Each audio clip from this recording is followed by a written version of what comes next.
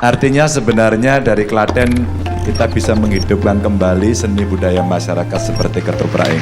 Maka seni budaya kita akan bisa menjadi tuan rumah di negeri sendiri. Kekidungan katresnan iku pralambang katresnanku kang gedhe marang sliramu ya. Ugi kula semanten Kang. Muga tresna iki bisa langgeng nganti tumekaning pati. Saya lagi di Klaten melihat festival ketoprak. Inilah para pemainnya, ada Ibu Bupati, ada para pemain semuanya. Oh, yang belakang.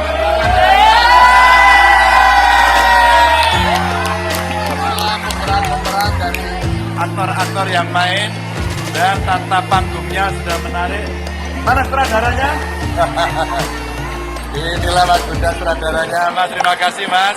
Terus membina teman-teman anak-anak kita bisa main ketoprak. Mau lihat penontonnya? Ada di sana. Penontonnya luar biasa. Dan saya minta acara ini tiap tahun harus berjalan terus-menerus. Insya Allah saya akan datang terus ke Klaten.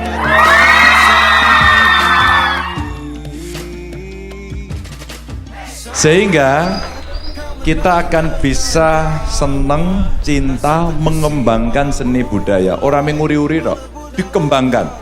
Tapi saya menyampaikan, panggung ini panggung paling modern yang pernah saya lihat. Ini ketoprak paling kreatif ini.